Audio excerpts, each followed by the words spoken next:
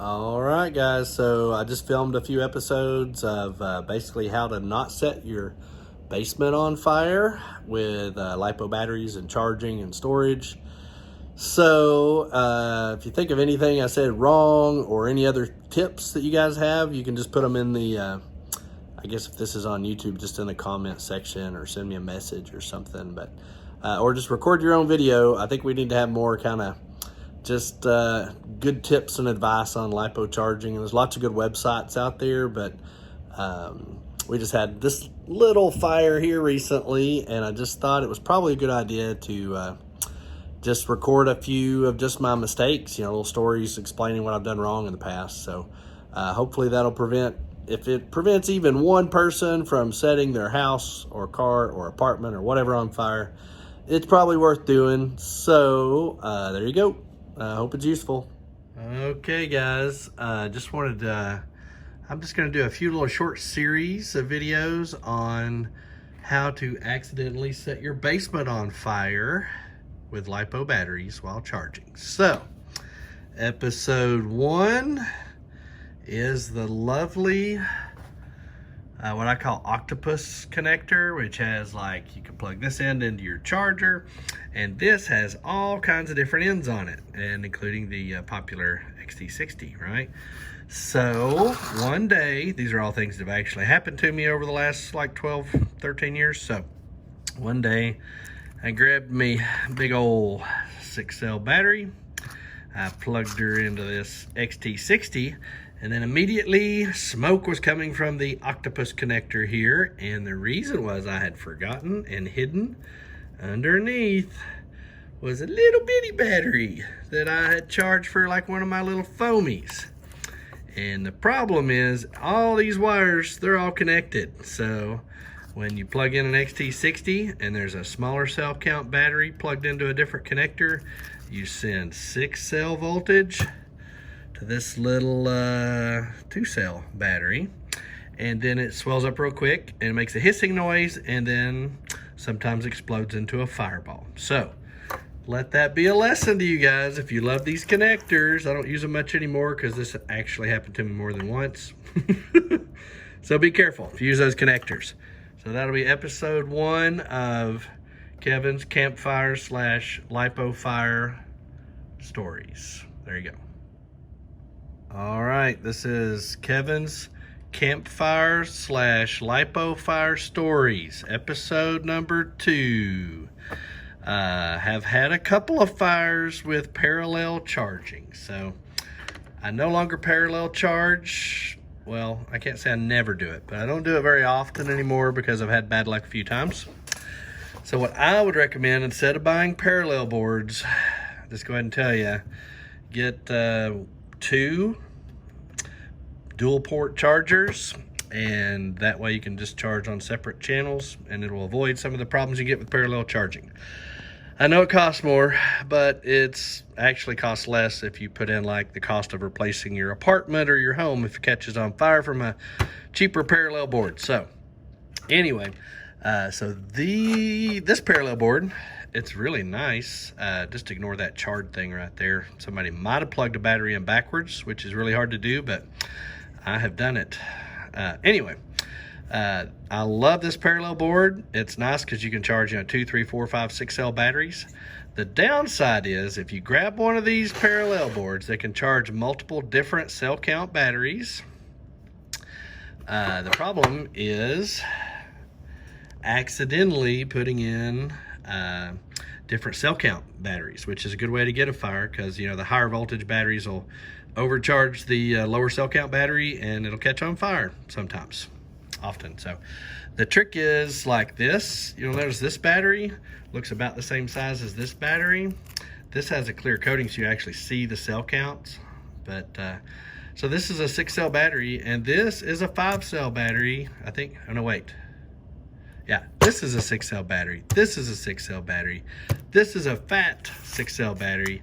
And this is a battery that's about the size of this 6-cell pack. But guess what? It's a 5-cell pack. You can see 1, 2, 3, 4, 5.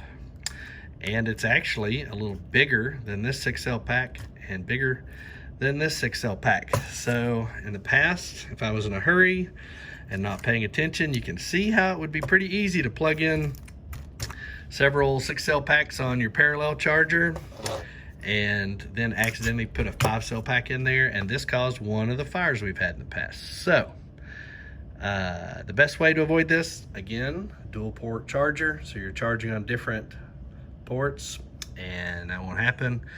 Or if you just have to parallel charge, I would recommend you get a parallel charge board that has these fuses in it and it can only charge 1 cell count. So this is a 4-cell only parallel board, which I used to hate because it's not as versatile, but it's also a little bit safer in that it doesn't have any balance ports to plug in a different cell count by accident. Whereas this one, obviously they all have XT60s, but you can plug in a lot of different cell counts into those. So this one, and I think this one's the same way. Ignore those charred ports there. Anyway, so I would recommend avoiding parallel charging. Episode 3 will come next, and that's it for this episode. All right, episode 3 of the Turner Campfire / Lipo Fire series. This little battery here, look how little it is. It's so innocent compared to these big scary 6 and 5 cell batteries, isn't it though? But you'd be surprised what a little bitty, this is a 3-cell 550 milliamp Lipo battery. And actually this big charred area here, kind of see all the char, that all came from this size battery right here. And somebody, I'm not saying it was me, but somebody charged this at, you could see here if it's a 550 milliamp that you could charge it at, 0.55 amps would be a 1C charge rate. Or you could charge it at 5 amps. And if you charge it at 5 amps, I'm not gonna do the math on that, but it's a high C. What was that, like 10C or something crazy? But anyway, you can do that. It's not the healthiest thing for your battery, and you can get away with it over, several charges, but if there's a damaged cell or something, it's gonna stress the battery. And in this case, somebody was charging right here, and the charger was already set on 5 amps because that's what I charge a lot of these bigger packs at. And I've actually been in a hurry before, too lazy to change the settings on my charger. I'm like, oh, I'll just put this little adapter on right here and I'll just charge this here, whatever it's set at. And so I've charged them at 5 amps. I'm not saying I've never done that, but this particular time when it happened, it set off a big fireball here. So I would recommend just charging at 2, 3, 4, maybe 5C at the most. A lot of these packs, they'll say on the package you can charge them at pretty high C ratings, but be really careful charging packs at just ridiculous high C ratings. Hi, Evan. Who's that? I'm just doing a little video on how not to set your basement on fire. It's like an educational thing. Would you like to say anything? How many fires have you set in the basement, Evan? How many fires have you set in the basement, Dad? I think I've set all. I think I've set all the fires. I think I pretty much have set all the fires off. Yeah, I'm still blaming the 5-6 cell mix-up on you though, because Evan was all about the 5-cell hype train for a while, and that's when I mixed up a 5-cell and a 6-cell when I was parallel charging. But Evan says it doesn't count. Anyway, all right, that's it. Episode 3. Okay, this is episode 4 of the Quad Dock Campfire / Lipo Fire stories. So I'm just going through all the things I've done in the past in the previous episodes to just let people know mistakes I've made that have resulted in fires in my basement. And the last one, this one is just how to just safe practices for charging in general, other than what I've covered so far. So one thing I think you should do is just plan on wherever you charge Lipo batteries, just plan on, I'm not saying it's going to happen, just plan on a fire happening at some point. Just plan on it because it could happen. So I'm going to show you what I used to do real quick and then come back to this charging and just talk about just the surfaces. So here's what you should not do. Right back here, I've got this wonderful wooden workbench. And I don't know how it happened, but I ran a cord over here, and you can see I still charge like what I consider safer type batteries, but probably going to move these at some point too. But I used to charge Lipo batteries on this wooden workbench table, which is deep in my basement. And on the other side of this wall is the stairwell. It goes upstairs and all the way up to the top of the house. So I think a good rule of thumb is, oh, and here's all this cardboard. This cardboard was not here when I used to charge. That's a new thing, but anyway.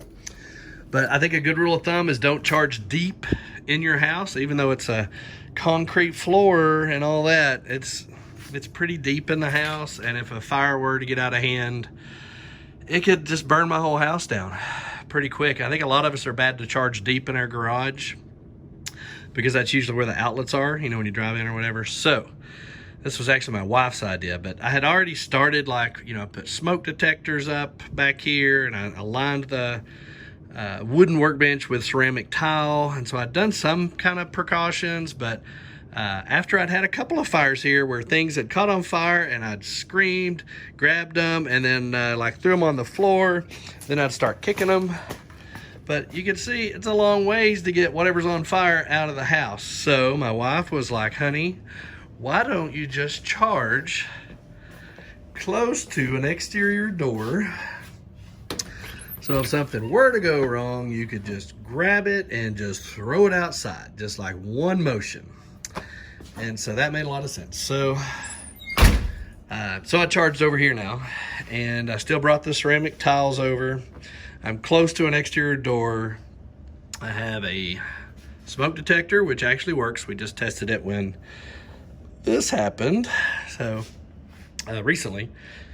So being, I think, you know, obviously a block wall, concrete floor, near an exterior door, way away from the interior of the house, I think those are all good things to do.